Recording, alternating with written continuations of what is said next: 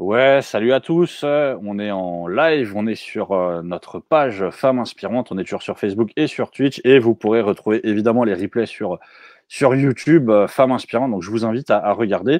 Aujourd'hui, on est avec Géraldine qui se trouve juste là, comme ça, que je me trompe pas. C'est ça. Comment ça va, Géraldine? Bah, ça va super bien. Bonjour Lionel, bonjour à tous. Encore merci pour ton invitation. Je suis très heureuse d'être là ce soir. Bah, merci à toi d'avoir accepté mon invitation. Alors, je vois que il y a déjà quelques personnes qui nous rejoignent sur le live. Alors, évidemment, en attendant que les gens arrivent, je vais te poser la question que je pose habituellement à tout le monde. Voilà, et comment s'est passé ton lundi et surtout, comment s'est passé ton week-end, hein, puisque avant le lundi, il y a samedi et dimanche. C'est vrai, question très importante, tu as raison.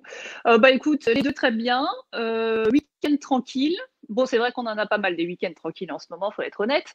Mais c'est vrai que c'était un peu un mode cocooning parce que voilà, on était dans ce mood-là. En plus, il faisait pas super beau. Les enfants étaient motivés pour jouer à la maison, donc ça allait bien pour tout le monde. Et puis, bah écoute, aujourd'hui, bah voilà, train-train habituel, les enfants à l'école, et puis bah moi j'ai bossé à la maison toute la journée, donc voilà. Mais tout s'est bien passé. Alors, je ne sais pas si tu as eu la même chose que moi, mais à un moment, j'ai vu de la grêle tomber. Ouais, et oui, pareil chez moi aussi. J'ai pas tout compris parce que il y avait du soleil. Je me suis absentée quelques minutes. Il faisait super gris. Tout d'un coup, gros barouf, la grêle. Je me suis dit, ok, bon, bah tout va bien. Mais même surprise ici, ouais. Ouais, ben c'est bon, après on est en Alsace, hein, mais effectivement j'étais un peu étonné. Alors pour ceux qui nous rejoignent, on est en live, donc n'hésitez pas à nous dire, hein, déjà si vous nous voyez bien, vous nous entendez bien.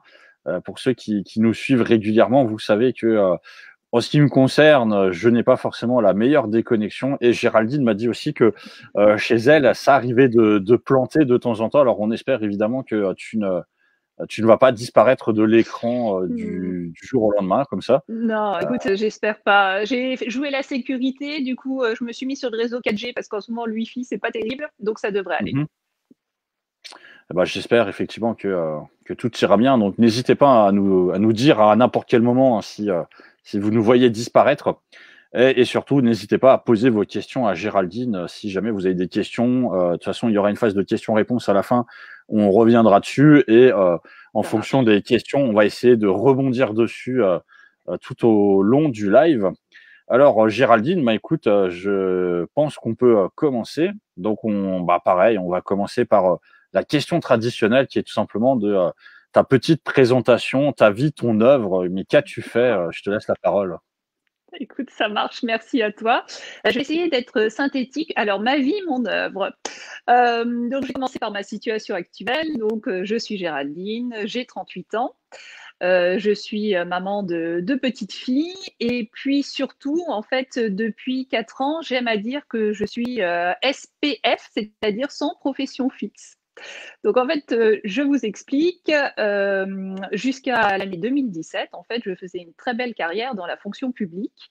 Donc très belle parce que ben, tout se déroulait très très bien, j'obtenais les postes que je voulais, j'avais un poste à responsabilité, donc tout ce que j'avais pu imaginer dans mon déroulé de carrière, sauf que je sentais que au fond de moi, il y avait un truc en fait qui n'allait pas. Je pense que je traînais ça depuis un certain nombre d'années. Je le mettais sous cocotte parce que j'avais pas envie de me poser les bonnes questions pour savoir qu'est-ce qui se passait exactement au fond de moi. Mhm. Et puis, je pense qu'en devenant maman, alors ça fait un peu cliché parce qu'il y a beaucoup de femmes qui peuvent expliquer ça, mais c'est vraiment une réalité. C'est à partir du moment où je suis devenue maman, et en plus de deux petites filles, où j'ai commencé vraiment à me dire, mais attends là, qu'est-ce que tu es en train de faire de ta vie? Quel message tu as envie de transmettre à tes filles plus tard en termes de réalisation féminin, en termes d'avoir ses propres objectifs, de rêver aussi sa vie en grand, telle qu'on peut avoir envie de la rêver.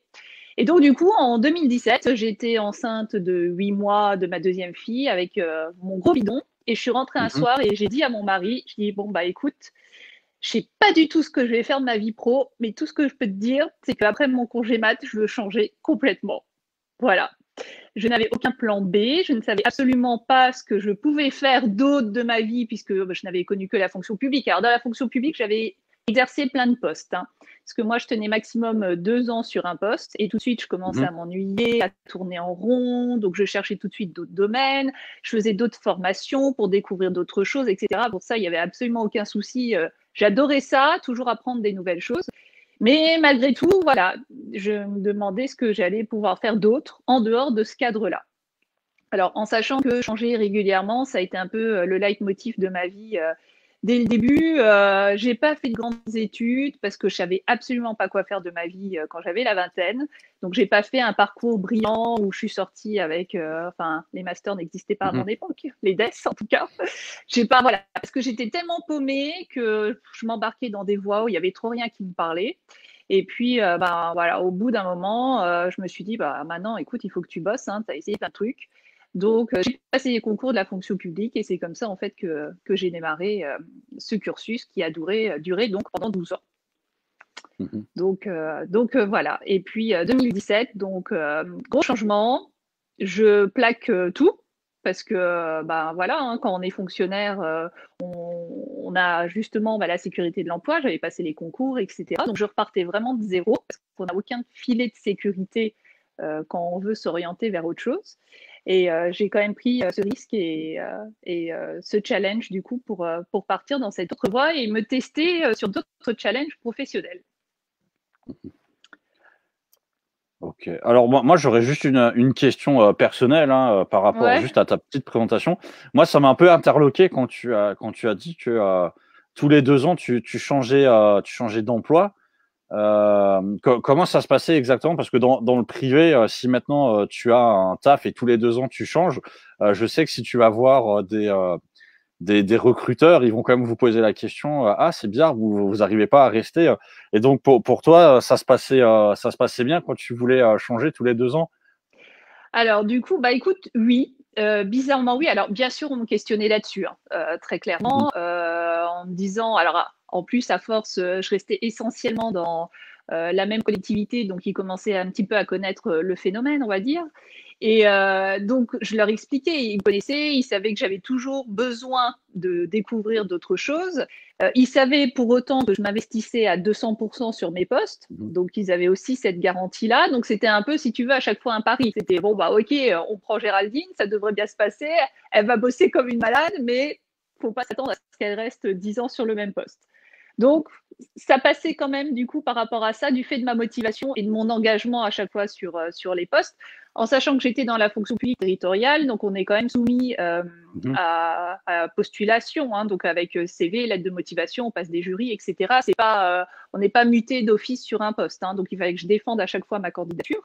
Mais voilà, tu vois, je devais avoir les bons arguments quand même pour les convaincre de tenter le coup.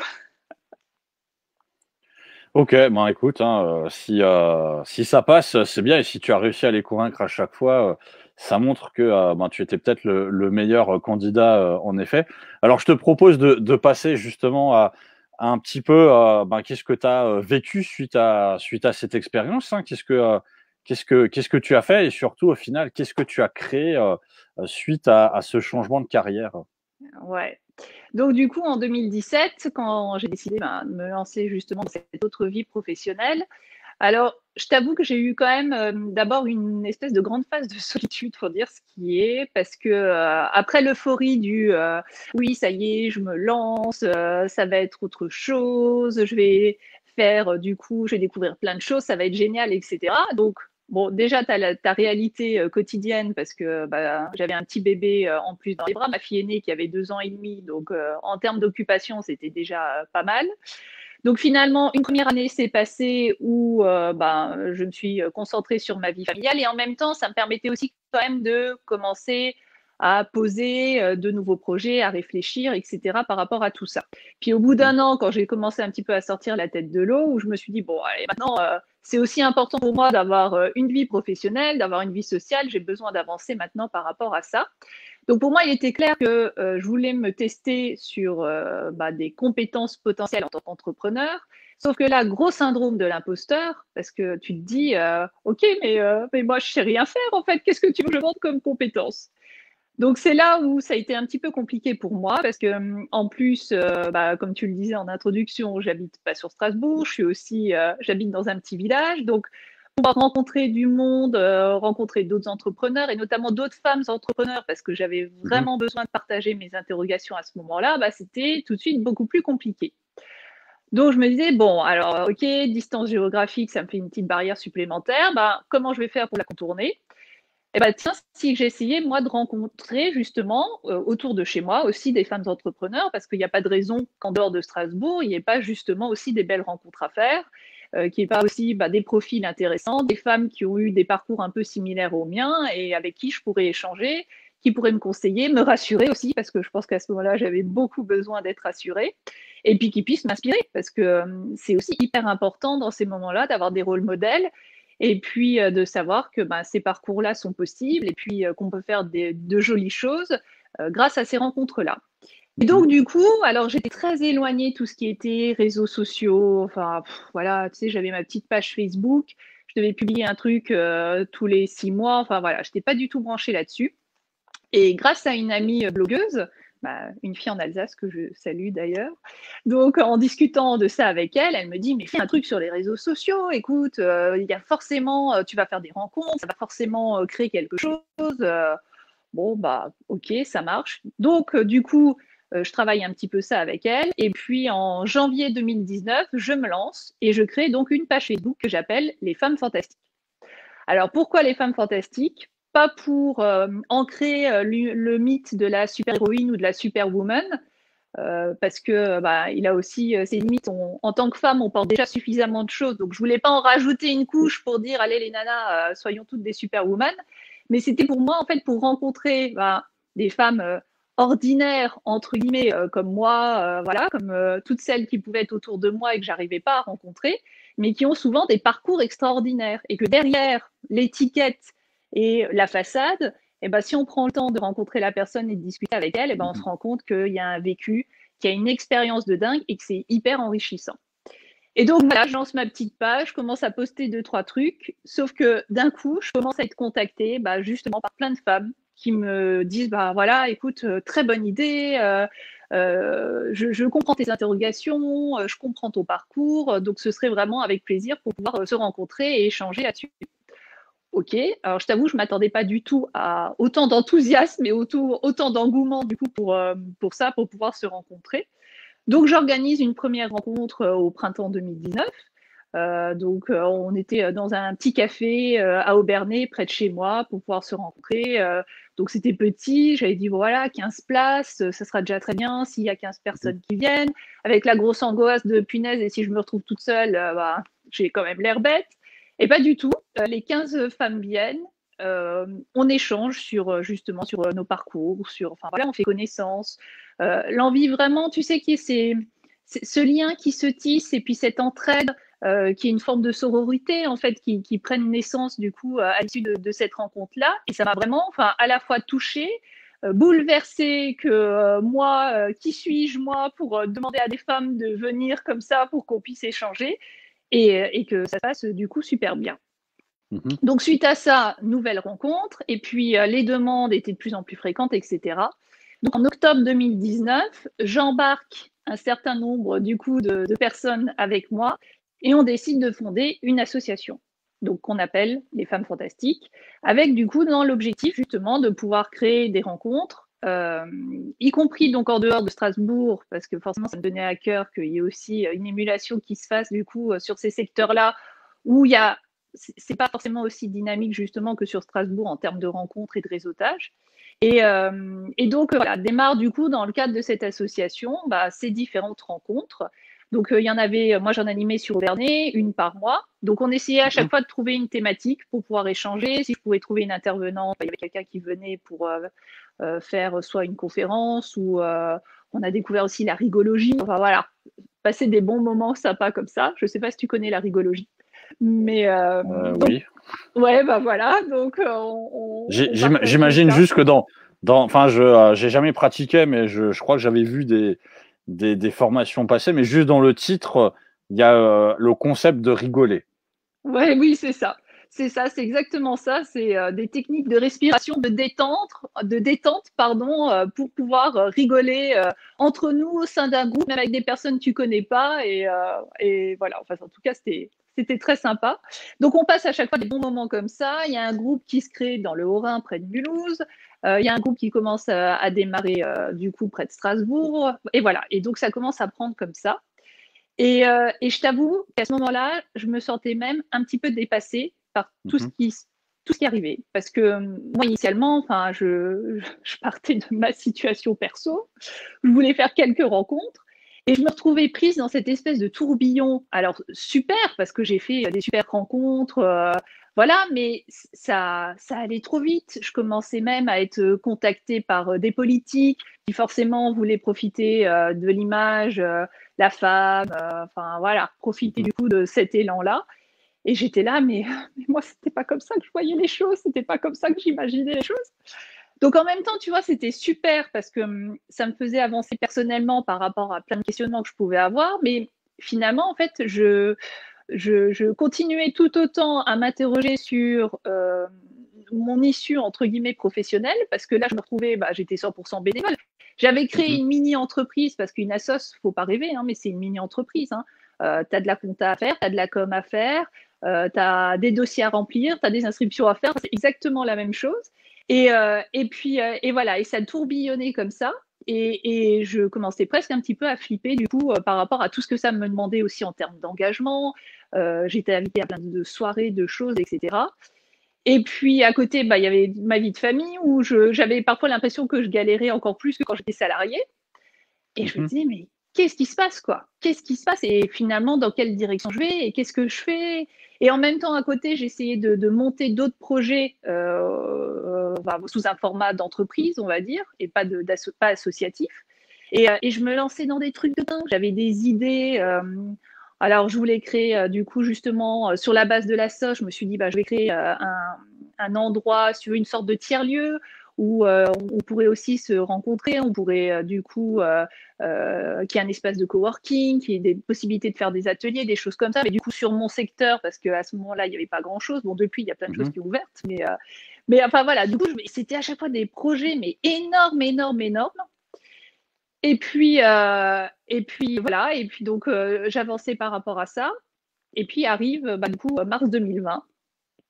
Et la crise sanitaire, la pandémie qui démarre, et puis le premier confinement qui arrive.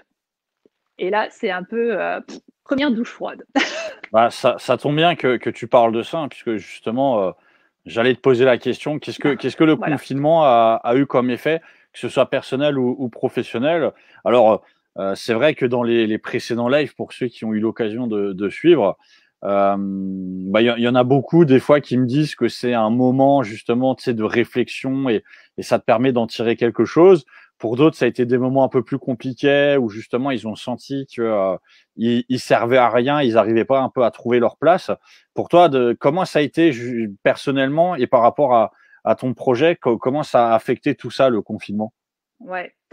Alors écoute, personnellement, déjà ça a été moi je l'assume, une belle galère parce que, avec, les enfants à la maison qu'il fallait gérer, qu'il fallait occuper comme on pouvait, enfin voilà, comme tous les parents.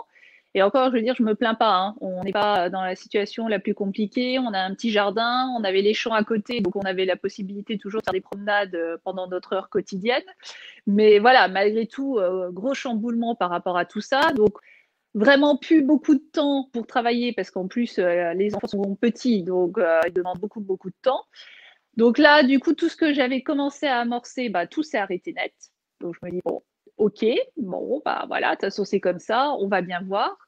Donc très prise par ce tourbillon finalement centré, sur, ma vie quotidienne. Et en même temps, tu vois, le fait que tout s'arrête, ce tourbillon, ce que je te disais où je Mmh. commençais presque à flipper en me disant: «Mais, waouh, mais finalement ça m'emmène vers quoi? Est-ce que c'est vraiment ce que je voulais? Ou alors je repars dans un truc, où je suis en train de reconstruire finalement tout ce que je connaissais avant, où je me remets à nouveau dans une posture de manager, de choses comme ça». Et finalement, tu vois, je me dis parfois le destin fait quand même bien les choses. C'est que en profitant de ce moment-là, je me suis rendu compte à la fois que j'avais peut-être besoin d'abord de me lancer dans des projets plus perso, entre guillemets, avant de repartir sur des gros projets. à devoir presque faire de la gestion d'équipe parce qu'il y avait plusieurs groupes, il y avait plusieurs bénévoles du coup qui animaient les différentes rencontres, donc ça demandait beaucoup de coordination, de choses comme ça. Et je pense que j'avais besoin avant tout de prendre un moment pour me retrouver moi et reprendre confiance en fait dans ce que je savais faire et dans ce que je pouvais faire. Et puis finalement aussi, les choses se sont faites aussi naturellement. Alors là, c'est le côté, on va dire, un peu plus compliqué, c'est que les personnes qui étaient engagées à mes côtés dans l'association pour faire vivre l'association, malheureusement, il y en a beaucoup qui ont connu des situations professionnelles difficiles durant cette période-là et qui, du coup, se retrouvaient coincés pour pouvoir s'engager à nouveau dans du bénévolat à l'issue de cette période. Alors, on essayait de faire vivre les choses virtuellement pendant le premier confinement en faisant aussi des rencontres virtuelles, des choses comme ça, mais voilà, c'était malgré tout, ça avait ses limites aussi. Et puis finalement, la majorité des membres, des adhérentes m'ont dit écoute, désolé, mais là, moi, il faut que je me concentre. Alors pour les entrepreneurs, c'était la volonté de sauver leur boîte, parce qu'il y en avait qui devaient du coup bosser 3 fois plus pour essayer de s'en sortir. D'autres salariés qui étaient préoccupés par leur situation. Donc finalement, tout le monde disait écoute, sinon on attend que tout ça, ça se tasse et on reprendra ça plus tard. Et finalement, je me suis dit, voilà, c'est peut-être aussi pour moi la solution et le moment pour me poser aussi par rapport à ce projet-là. Et donc, on s'est dit, le volet associatif, on va voir ce que ça donne. C'est plus la priorité pour le moment. On reste tout en contact et c'est le cas parce que finalement, officiellement, il n'y a plus d'assos, mais on échange toujours autant, mais de manière formelle et pour se soutenir. Et c'est génial, du coup, cette solidarité qui s'est créée. Et puis, c'était plus du coup la priorité pour le moment que chacune puisse se dégager du temps pour cette association. Et du coup, moi, tu vois, j'ai continué à cheminer et à me dire, mais finalement, bon, alors il y a toujours les femmes fantastiques, ok, il n'y a plus l'association, mais si tu veux, l'émulation existait toujours via les réseaux sociaux, où il y avait des femmes qui continuaient de me contacter, alors pas forcément en Alsace, hein, de toute la France, pour avoir envie d'échanger, d'apporter leurs témoignages, etc. Et donc, du coup, j'avais quand même envie de continuer cet élan-là. Et j'avais toujours envie de continuer ce volet rencontre. Alors, après ce confinement-là, je me suis dit, il faut que je continue, sur mes convictions, et que du coup, peut-être que je les déploie autrement, et que j'arrive à développer d'autres projets autour de ça. Donc, voilà, quel enchaînement, les projets d'avenir. Oui, j'allais te demander, mais quels sont justement tes projets Ouais. par rapport à tout ça? Comment tu rebondis par rapport à tout ça? Alors du coup, tu vois, je me demandais comment faire vivre du coup. Alors en plus avec ce contexte-là où tout ce qui était présentiel, je me doutais bien qu'il fallait pas trop compter dessus parce qu'on allait partir pour quelques mois de galère quand même, et ça s'est confirmé. Et du coup, en fait, pour les femmes fantastiques, j'avais envie de continuer à partager en fait ces rencontres-là et finalement qu'il y ait encore plus d'impact parce que le volet associatif, c'était très local malgré tout.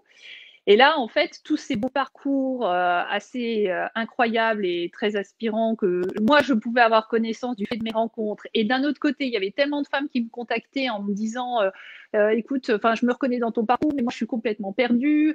Et puis, réseauter, j'ose pas, je suis super timide, etc. Je me suis dit non, mais là, il faut faire un truc. Il faut que la connexion se fasse et que finalement, ça soit moi le trait d'union. Et donc, en fait, pour démarrer, je me lance avec une amie dans l'organisation justement une sorte de sommet virtuel où on organise un mix entre témoignages de femmes justement ayant eu des parcours liés à un changement de vie, alors que ce soit professionnel ou personnel, hein, parce qu'il y avait aussi des femmes qui s'étaient engagées personnellement sur des sujets voilà, une maman solo, une autre qui avait su rebondir après la maladie, etc. Mais vraiment pour qu'il y ait ces messages inspirants pour que chacune puisse un peu se reconnaître dans les différents parcours. Puis en même temps, on avait invité des coachs pour qu'on ait un volet, on va dire, plus développement personnel avec des conseils de professionnels, etc. Donc, on a créé cet événement-là, ce mix.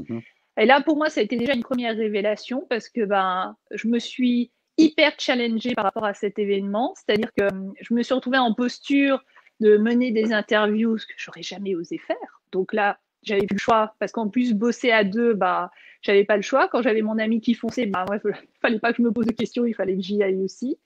Et puis, on ne s'est pas mis de barrière non plus sur les personnes qu'on a souhaité contacter. Donc, on se disait, allez, cette personne-là, elle nous semble super inspirante, je pense qu'elle peut être super, on lui écrit, elle ne nous répondra jamais, mais on s'en fiche. Et ben, sauf qu'on a l'immense majorité des personnes, des intervenantes qu'on avait contactées qui nous ont répondu favorablement. On s'est même retrouvé du coup avec un programme énorme parce qu'on avait beaucoup trop de monde comparé à ce qu'on avait imaginé. Donc ça aussi, ça m'a permis de déconstruire un certain nombre de choses, de limites que je pouvais mettre, etc.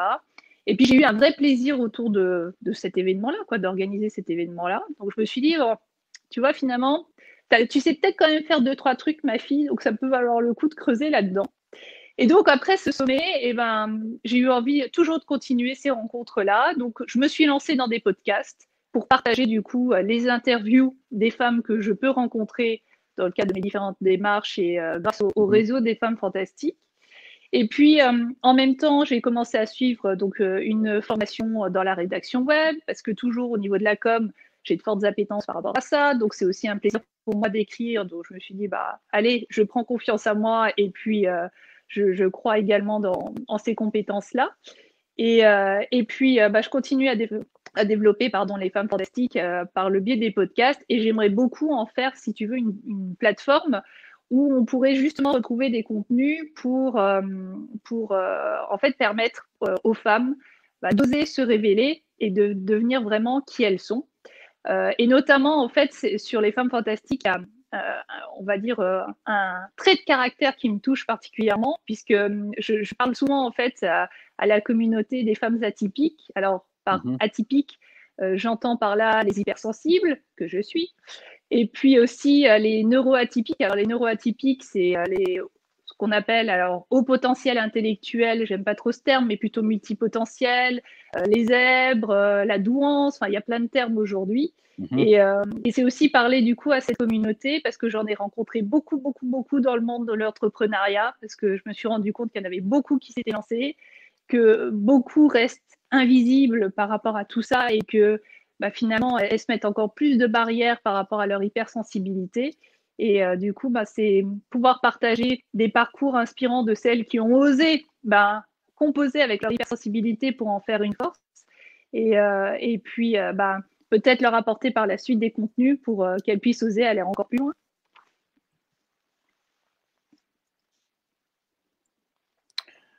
Oui, c'est intéressant. Et en termes personnels, juste, c'est quoi un peu tes projets bon, pour rebondir sur ce que d'autres participantes ont pu dire, tu sais, voilà, elles parlaient par exemple de, je sais pas, de faire des voyages ou d'apprendre des langues, ce genre de choses. Est-ce que toi, personnellement, tu as des projets? Alors écoute, voyager, j'adore, j'adore, j'adore, j'adore. Ça fait partie, tu sais, de ma soif de découverte, d'apprentissage, etc. Donc, bah, on espère. Alors, dès qu'on a pu, là, on a essayé de se faire des petites escapades en France. Donc, c'était très bien aussi. On le savoure même encore plus, tu vois, en ce moment, du fait d'avoir été privé fortement de tout ça. Je pense qu'on se rend encore plus compte de la chance qu'on peut avoir dès qu'on peut un petit peu s'évader. Donc, bah, j'espère. Et puis là, les enfants grandissant, on espère pouvoir les emmener et leur faire découvrir du coup des coins du globe plutôt sympas. Et puis, bah, écoute, en langue, ouais, tu fais bien d'en parler parce que j'avoue, c'est mon gros poids faible. Et je rêverais de pouvoir parler anglais, mais de manière correcte. Hein. Je me débrouille, voilà, je suis pas nulle, mais il y a une marge de progrès. Et ça, c'est un objectif que je garde dans ma tête et que je veux vraiment mettre en application. Parce que enfin, voilà, c'est pas possible. Ça met aussi des barrières quand on voyage par rapport même à certaines rencontres qu'on peut faire aujourd'hui par les réseaux sociaux. Donc, objectif anglais. Bah écoute, objectif lune, comme l'aurait dit Tintin, mais objectif anglais, comme le dit Géraldine. Ça fait presque 30 minutes qu'on est en live. Est-ce que tu as vu le temps passer? Pas du tout, mais je sais que j'ai une fâcheuse propension à être aussi un petit peu bavarde, donc voilà. Oui. Mais je te rassure, parmi toutes les personnes qui ont eu l'occasion de passer en live, jamais aucune n'a vu le temps passer, donc tu n'es pas la seule. Bon, parfait. Alors, je te propose de passer à la phase de questions-réponses. Donc, pour celles et ceux qui nous regardent, si jamais vous avez des questions à poser à Géraldine sur sur un des sujets qui a été abordé, n'hésitez pas. Voilà, on aura l'occasion de revenir dessus. Moi, j'en profite peut-être pour justement celles et ceux qui nous regardent, qui sont un petit peu aussi dans l'appétence de l'entrepreneuriat, mais aussi du monde associatif. Voilà, est-ce que tu peux leur donner rapidement un petit peu des conseils pour créer son association et par rapport aussi à ce que tu as pu toi-même apprendre sur la gestion, on va dire pouvoir avoir une association un peu dynamique. Est-ce que tu aurais des conseils à donner là-dessus? Alors écoute, volontiers. Alors c'est ce que je disais, hein, si vous avez envie de vous lancer dans la création d'une association, il faut juste avoir conscience que c'est une mini-entreprise. Donc c'est les mêmes charges en termes de faire de la compta, faire de la com, faire, enfin voilà, toutes ces choses-là, c'est exactement la même chose. Donc il faut avoir conscience de ça. Il ne faut pas se dire si on veut que son association fonctionne, ça va tourner tout seul. Non, vous serez forcément pris aussi par d'autres obligations. Voilà, ayez conscience de ça. Après, si c'est vraiment un projet qui vous tient à cœur, allez-y. Hein. De toute façon, il faut tester. Il vaut mieux tester et puis peut-être revoir le projet en cours de route que de rester sur cette envie et pas oser y aller. Donc voilà, surtout n'hésitez pas par rapport à ça pour que l'association reste dynamique. Alors, c'est vrai que moi, j'ai été prise tout de suite par ce dynamisme-là à un point où je ne m'y attendais pas forcément. Mais c'est vrai que si vous voulez que l'association fonctionne, qu'on en parle, etc., faut s'impliquer. Il faut être présente, il faut se montrer, il faut porter les valeurs de son association. Ça, par rapport à ça, il n'y a pas de miracle. Donc, c'est du temps, c'est de l'engagement. Mais du coup, du temps, de l'engagement, mais de très belles rencontres aussi. Le monde associatif ouvre aussi des portes. Mhm. Moi, je me suis retrouvée avec un rendez-vous avec une ponte de la préfecture uniquement parce que du coup, je m'engageais sur la question des femmes pour les booster, qu'elles croient en elles, pour qu'on puisse se fédérer, etc. et créer un réseau de femmes. Donc, voilà, je me suis dit, bon, ok, je ne m'attendais pas non plus à ça. Donc, il y a aussi ce côté sympa parce que ça ouvre et ça fait découvrir un autre monde et puis ça permet d'échanger avec d'autres associations qui sont engagées sur les mêmes causes que vous. Donc, Mhm. ça crée aussi d'autres relations, etc. Donc, c'est très enrichissant. Moi, j'en garde malgré tout une super expérience et je dis pas que j'y reviendrai pas, tu vois, pas du tout. Parce que malgré Mhm. tout, c'était voilà, c'était un beau, court mais beau moment. Donc, alors par contre, préparez-vous aussi pour l'administratif, hein, pour créer des statuts. Vous aurez quelques joyeusetés administratives. Oui, c'est vrai que souvent les gens, je rebondis moi-même, hein, pour avoir eu l'occasion de discuter avec des greffiers dans les tribunaux, ils me disaient que souvent il y a énormément d'associations qui ne prennent pas assez en compte le côté administratif de l'association. Et ce qui faisait que parfois tu avais des associations, tu sais, où il pouvait y avoir des choses qui n'étaient pas conformes parce qu'ils ont oublié de faire telle ou telle démarche. Ouais. Donc voilà, c'est vrai que il faut toujours penser aussi. C'est peut-être avec la comptabilité les deux choses qui sont un peu les moins sexy, j'ai envie de dire, d'une association, mais ce sont aussi peut-être les choses les plus importantes. Avant de vouloir faire 1000 trucs, il faut avoir une bonne base quand même, ce Ah qui ouais, permet clairement, ensuite de faire les choses. Alors, on a un clairement. message de Florence qui dit que malheureusement, n'ayant pas vu suffisamment de vidéos, elle ne posera pas de questions. Mais si jamais, Ah, Florence, tu as des questions à poser sur ce qui est en train d'être dit là actuellement, hein, n'hésite pas si jamais tu veux rebondir là-dessus. Sinon, il y avait une autre question qui est donc parmi tout ce que vous avez pu faire avec les femmes fantastiques, c'est quoi je sais pas, l'atelier ou la rencontre ou la chose qui t'a le plus marqué, si tu veux, là-dedans? ouais. Alors, il y a un atelier qui m'a vraiment marqué de par l'impact qu'il a pu avoir du coup sur les participantes. Alors, on avait invité une intervenante, une coach qui est venue nous parler en fait des peurs. Donc, les fameuses peurs que l'on peut toutes et tous se construire, qui peuvent guider beaucoup de choses dans nos vies et comment en fait les surmonter pour lever ces freins et tous Mhm. ces blocages. Et voilà, et elle avait un discours très pertinent, très percutant, qui, je pense, a parlé à tout le monde. Et en fait, ça m'a vraiment marqué parce que pendant son intervention avait duré à peu près 1 heure. Et pendant 1 heure, tu entendais mais les mouches voler dans la salle. Et tu sentais que tout le monde était absorbé par ce qu'elle pouvait dire. Et en fait, c'était vraiment cette espèce de cohésion psychique presque, tu sais, qui se passait, qui, moi, m'a beaucoup interloqué. Et c'était un bon moment. Il y en a eu d'autres, mais celui-là m'a particulièrement marqué. Et puis en plus, derrière, les échanges étaient vraiment très riches parce que ça avait amorcé pas mal de partages et de témoignages aussi par rapport à ce que certaines avaient pu vivre dans leurs expériences pro ou perso. Donc, c'était vraiment un très beau moment. Des ateliers ou des rencontres, vous avez eu l'occasion d'en faire combien en tout? Alors écoute, on avait démarré en octobre 2019, donc on en a fait jusqu'en mars en présentiel, donc 1 par mois, donc sur Obernai, sur Mulhouse, quasiment sur le même timing. Strasbourg, on avait démarré un petit peu plus tard. Donc, octobre, novembre, décembre, j'aurais 6, allez, je vais te dire peut-être une quinzaine, du coup, entre octobre et mars. Et puis après, on avait continué jusqu'en juillet, en virtuel cette fois, où là, c'était du coup une rencontre par mois pour tout le monde, où on se retrouvait toutes en virtuel jusqu'en juillet, en fait. Donc, Okay, bon, je vais bah, dire ça une fait, vingtaine, quoi. Une vingtaine. ouais, bah, c'est, et tu te souviens du nombre total, si tu veux, de participants, participantes qui sont venus? Alors écoute, il y avait jusqu'en mars, il y avait déjà 50 adhérentes qui avaient, Mhm. enfin voilà, qui avaient souscrit à l'association. Donc en 6 mois, c'était pas mal. Et puis après, pendant le confinement, du coup, on avait un peu plus ouvert pour aussi permettre, s'il y avait d'autres femmes qui se questionnaient, qui avaient besoin de se retrouver du coup par rapport à tout ça, on était un peu plus nombreuses en virtuel en fait. Mhm. Voilà. Mais en tout cas, 50 adhérentes présentes dans la sauce.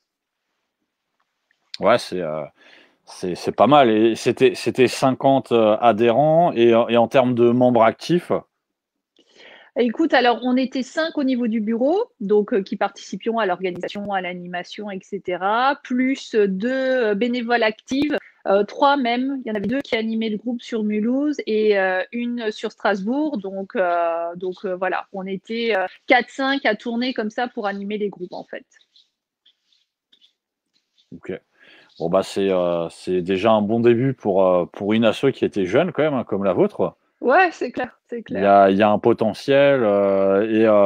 Donc là, tu disais que c'est vrai qu'avec le confinement, il y a eu une coupure, mais est-ce que, je sais pas, dans 1 an ou 2, tu aimerais bien le relancer de manière un petit peu plus grosse pour essayer de couvrir la France? Est-ce que c'est dans tes projets aussi quand même?